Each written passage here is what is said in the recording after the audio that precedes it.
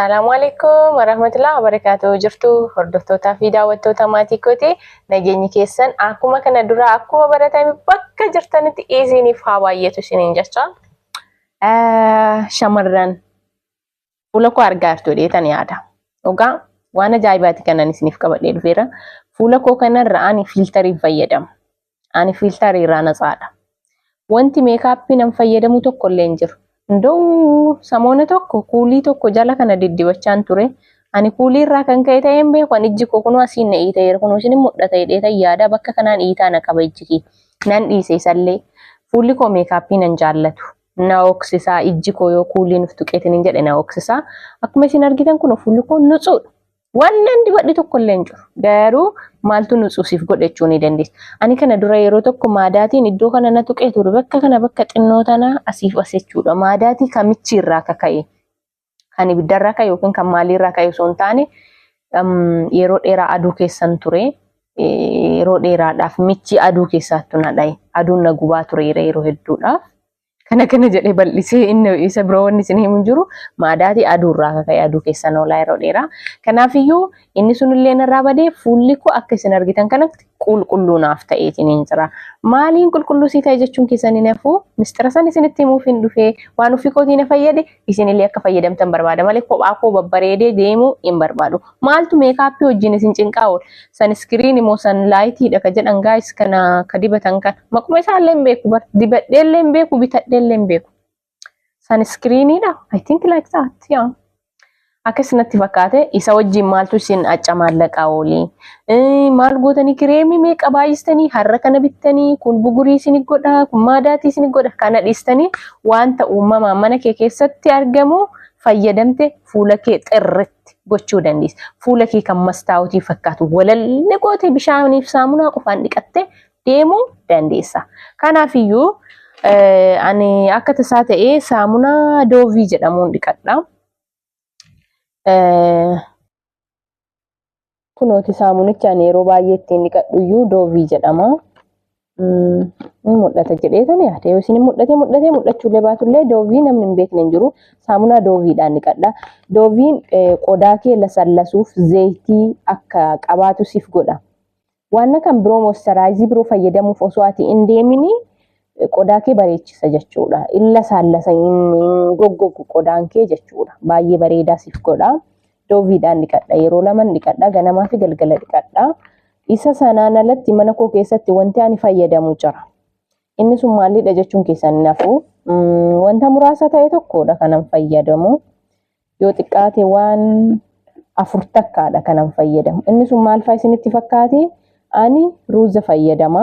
Kuno ruuza argaa jirtu dheetan yaada. Kuni ruuza jechuudha. Ruuzicha kana maal gootu isinitti fakkaate? Ni danfistu. Irra deebi'aatii ilaalaa isiniif mul'atu ta'e taana akkas godhaa isin agarsiisu. Ruuza. Akkana jalaan jigneef xiqqeessee isin agarsiise. Ruuza fayyadamtu. Ruuza haala kamiin fayyadamnaa jechuun keessan hin hafu. Ruuza hin danfista. Mudhuksitee soqiddeetti hin gootu maaliitti hin gootu zayitii wanni itti gootu tokko hin jiru madaqsitee baay'ee madaqsiteetti hin danfista. Isa sana yeroo danfistu yoo inni bilchaatu ka'e maal goota sitti fakkaate sukkaara ibiddumarratti itti dabalta. Sukkaarri kun wajjin danfuuti. Sukkaara guddistee ibiddarratti itti dabalta. Akka nama mooqee sukkaaraa kan hojjetan tokko beektu miti. Sukkaara itti ni dabalta. Sambooddeen tantakattakaa sukkaarichaa fi ruuziin kee walitti tantakattaka kun walitti danfa jechuudha. Inni egaa walitti danfee booddee maal goota irraa baasta. Irraa baastee wanta lama tokko itti dabalta. Wanti lamaan ati itti dabaltu sun maalidha? Tokko loomii itti dabalta. Loomii tokko ta'uu danda'a. Gimmaasha ta'uu danda'a waan sitti tole hamma hojjettetti. Yoo guddaa hojjette loomii tokko itti dabali. Yoo xinnaa hojjette mootiyyuu loomii gimmaasha itti dabalta. San booddee mootiyyuu damma jechuudha. Damma buqqisee san isin agarsiisa. Oh my gosh. Kunooti akkuma isin argitaniitiin hin jettan kun damma akkana jalaa gadi hin jenne bichaa. Kuni damma jechuudha. Daa'ima yookiin damma. Yaa akka loqoda keessaniitti isa kana mootiyyuu akkam gooneetiin walitti kallatnaa akkam goonee walitti miksi goonaa akkam goonee walitti daballaa jechuun keessan hin hafu. Isa sana yoo jettanillee isin bira malli salphaan jira. Ruuzattii teessan mudhuksitan danfistanii hin jettan yoo inni bilchaatuuf isteeppiin xinnoon ishee hafteetiin hin jette sukkaara gubbaan fiddee keembeel itti goote itti dabalta itti baay'istee sukkaaritti hin xiqqeessitu. Sana booddee isa sana wanta wayii waan gurgaaddaa ta'e wayii itti buustee loomii kee itti dabalta, daa'ima kee itti dabalta. Bakka tokko dabaltee kan akkam godhee waliin miksi godhee walitti bulleessee bulbule jechuun kee inaaf. Isa kana haalatti ittiin bulbultu waanuma mana keetii qabdu fayyadamta. Fakkeenyaaf kunoo kanas fayyadamuu dandeessa. Maashina shunkurtii, maashina juusii fayyadamuu dandeessa. Sababbiin isaa bishaan jidduu tanan jiru, zayitiin ati itti dabaltu hin jiru. Ruuziin haga fedhe yoo mudhuqellee bishaan sii ta'uu hin danda'u. Yoo maashinicha juusii hojjetutti bulleessee yookiin daaka kan jettu taate mootiyyuu maashinicha si jalaa guba. Naarkaa gubatee waan argee jiruuf. Kanaafiyyuu ka shunkurtiitiif fayyadamtu. Kunoo akkuma kama shunkurtii kanatti ruuza kee gadi buustee sukkaara kee illee wajjin dhuma isaa itti dabalte akka danfu taasisteerta, loomii illee itti dabalteerta, akkasuma mootiyyuu daa'ima illee itti dabalteerta waan ta'eef kana keessatti wal nyaachistee yoo inni bullaa'ee daakkameetiin hin jedhe mootiyyuu wanta qodaa sii mijatutti buusuu dandeessa. Sanaan alatti mootiyyuu haalli salphaan kan biroo maaltu jira? Kunoo miksariin jira. Miksarii fayyadamuu dandeessa. Kunoo waan gurgaaddaa ta'e isaanii gurgaaddaa ta'e buustee miksaricha kee maabiraatti sakkaatee miksarii kanaan fayyadamuu dandeessa. Hamma inni bullaa'ee daqqaqamee duqeetii ta'u. Sababbiin isaa yoo jirateetiin hin jedhe shiffitaa bullaa sirra yaasa. Sukkaara maaliif wajjin danfisuun barbaachisa jechuun keessan nafa. Namni sukkaarri duqeetiin jira akkuma beektan jechuudha. Sukkaarri duqeetiin akkuma duqeetii harcee duqeetii daakuu duqeetii jira. Yoo isa manaa qabaatte amma sukkaarichi kiyya kuni intinaadha jiraadha. Sukkaarri jiraan immoo gubbaan itti dabala yoo jettu taate keessaa dudu'ee waan hin bulloofneef jecha adeemsa fuula kee ati dhiqataa deemtu dibataa deemtu shiffitaa bullaa sirra yaasa. Sukkaarri yoo jirateetiin hin jedhe fuula keessi hooqee. Kanaafiyyuu sukkaaricha yoo ruuziin basallee xiqqoo ishii bilchaate isteeppiin xinnoon ishii haftu itti fiddee kan bilgootee wajjin marqita jechuudha. Akka nama muuqee hojjetu yookiin aximiitii sukkaaraa hojjetu jechuudha. Isa sana walitti miksi gochuudhaaf kan laaxaa keetiin fayyadamta yookiin miksariidhaan fayyadamta yookiin immoo maashina shunkurtiitiin akkuma kana dura isin jedheen fayyadamtu. Haala kanaan wal nyaachistanii wal bulleessitanii maal gootanii intinaa gootu jechuudha. Itti fayyadamtu. Ani kan itti fayyadamee kan hojjetadheeru isin agarsiisa amma jechuudha.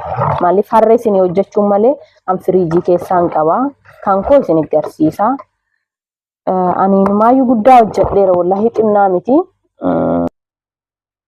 Kunoo kan koo kana jechuudha. Isa kana hojjedhee walitti bulbulee akkuma isin jedhe waan hunda kana waa meeqa isin jedhe ruuza, sukkaara, daa'imaa fi loomiidha. Isa kana asi buuseera kun baay'ee bullaayaadha. Fuula koo nan jeequ yookiin nan hooqu maalii nan godhu baay'ee bareedaadha. Baay'ee sitti kan tolu jechuudha. Malee waan hin taane kireemii adda addaa faarmaasii bittee kan goote yoo dibattee singetti fuula kee uumama kee uf balleessita. Qodaan kee sisii ta'ee si bareechisuu danda'a kireemiin intinaarraa bittu.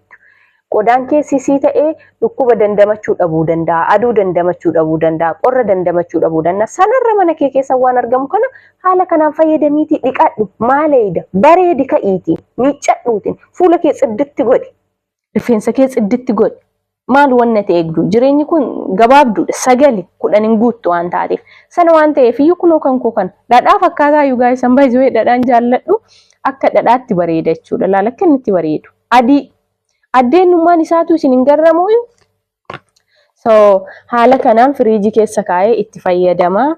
Yoo mootiyyuu firiijii keessa kaa'uun nuuf hin mijatu kan jettan taate mootiyyuu waanuma xiqqoo hojjetattanii ala keessa taa'uu danda'a. Torbee tokkoof firiijiin alattiyyuu jechuudha. Torbee tokkoof kaa'uu dandeessu. Achumaa fuutanii torbeetti guyyaa 3 dibachuu dandeessu. Torbeetti yoo isin mijatee guyyaallee dibattanii hin dandeessa. Fakkeenyaaf namoonni mana keessa ooltu hojii mana keessaa hojjetu guyyaan dibachuu dandeessa. Dibattee hojii hojjechuu dandeessa. Yoo mootiyyuu naggaadee ta'uu dandeessa, hojii biroo hojjechuu dandeessa, tamaarii ta'uu dandeessa, hojjettuu ta'uu dandeessa.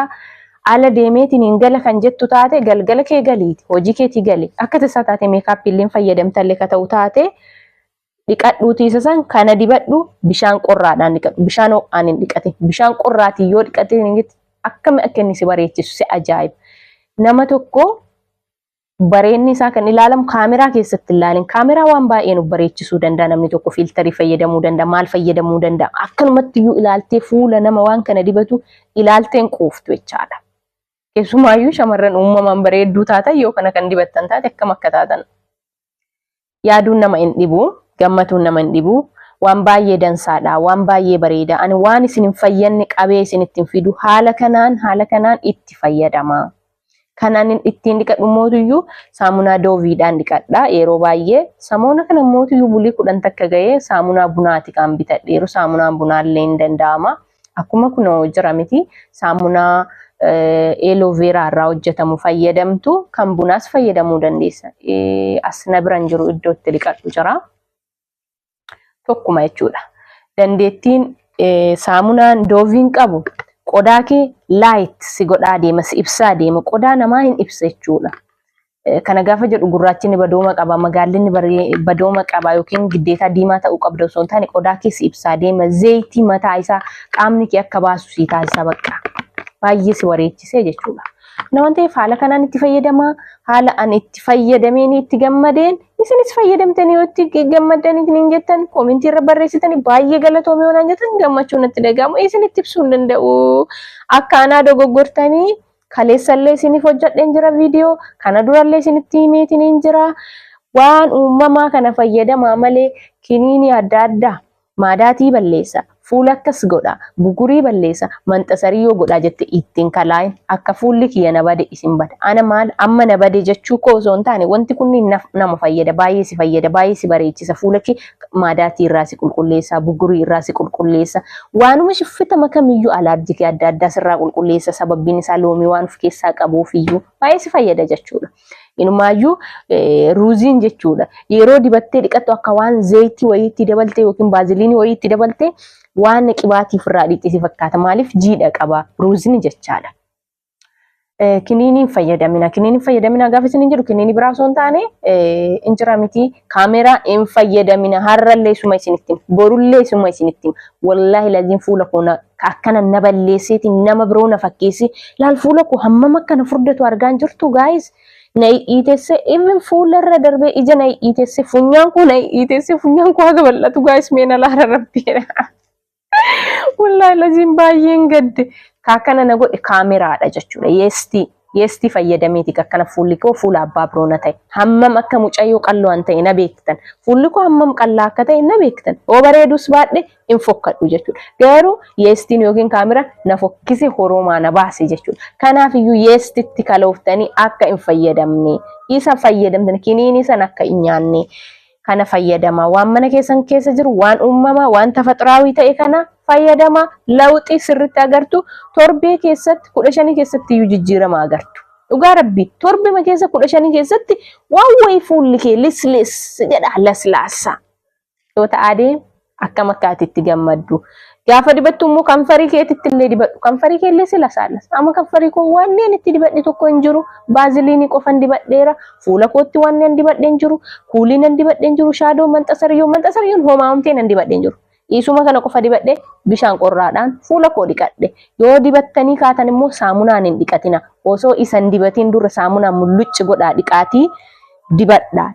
Yoo dibattan bishaan qorraan dhiqa. Bishaan ho'aan yoo dhiixelle fuula si balleessa. Tokko dibattee kaatee saamunaan yoo dhiixelle mullucci goote ofirraa qulqulleessite maaltu hafere rakkoodha. Kanuma ta'eef isteeppii akkanaatiin deemtu haala isinii mijateen isintu fayyadamaa. Yoo fayyadamtan koomentii irra barreessuu hin dagatinaa. Yoo minim gaafiin qabuuti akka fayyadamtan abdiin qaba. Yoo yaaduma keessan natti muun isin dabbaree cadhistan malee natti maanan dhoksina akka waan dhoksitan hin barbaadu. Maaloo yoo isin fayyadamtan akka waan fayyadameeti. Kan kanarraa fiqimamuchi isin jireenyi keessan akkamii? Ramadaanni kun akkamitti isin qabame? Dhugaa rabbii ramadaana kanaan ijjina ukkubde ganama yoo ijuma kana addaan banadhee hin danda'u laalichi kun ukkubde. Adurree beektanii adurree reef dhalatteertu guys ijji isiin banamtu jedhamaami.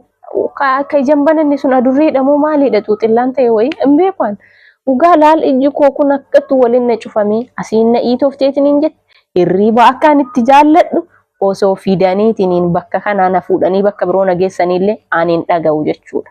namaatu irriba jaallate kan koo naga yoo yaanni xinnoo ishii na qabu irriba na dhoogga dhugaa jiru dubbachuu jechuudha yoo yaadda'ee cinqamu irribni na dida yoo xiqqoo boqonnaa argadheetiin hin jedhu inuma raf guyyaa raf irribaa ka'eellee ammallee itti deebi'i rafinaan jetti qalbiin tiyya bakka irribuma kanaaf du'a laal osoo waan dhuunfaa kiyyaa ka qabaadhu wayii ta'ee osoo waa duniyaa wayii ka qabaadhu ta'ee akka namoota kan biraa halkan leebaan dhufee kana hatu taate waan biroo na hatu miti lubbuma koollee yoo kan hatu qabaateetiniin baargama mannaa kaasee baargamas kan nageessu yoo soo ta'e ani hin dhagahu dhugaa asumaan dhagaye leebaan illee leebaan waa hattullee waan feete hatu yoo barbaaddeetiniin jette karreetti ani si qabuun tokko hin jiru ani irrafaa nagaa keetiin zanaa jettee waan mana keessa jiru fudhattee deemuu dandeessa ishee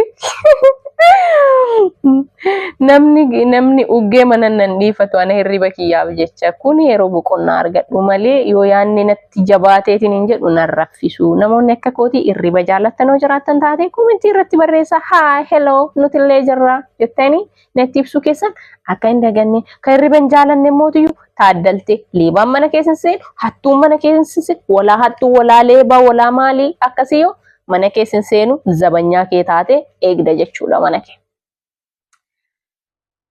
Nagarra oolaa isiniin jedhumoo akkamaa godhu nagarra oolaa rabbi isin bira haa jiraatu leelatul qadriin isin haa waffaqu hunduma keenyayyuu leelatul qadriin nu haa waffaqu waan yaaddan du'aayii godhaa rabbi keessan kadhadhaa inshaallah rabbi nu dhagaa jawaaba nu deebisa waan ta'eefiyyuu du'aayii gochuu hin dagatinaa. hundumti keessaniyyuu baqa rabbi onnee namaa laala osoo yeroo salaatu yookiin leelii kaatee salaatu yookiin immoo qiyaamil leelii kaatee salaatullee dhabdullee yeroo taraawih salaatullee dhabdullee hojiin si baay'atee jireenyi si cinqee laphee kee waan laaluuf rabbi onnee kee waan laaluuf waan yaaddeetiin hin jettirraa xalabii aboo rabbi sii kenna inni dureessa waan ta'eef iyyuu harki isaa bal'aadha waan ta'eef irraa xalabii rabbi kee kadhadhu rabbi keenya kadhannu inshaallah hunduma keenyayyuu leelatul qadriin akka nu waffaqu abdiin qabna nagaatti oola baay'ee isin jaalladha baay'ee isin kabaja.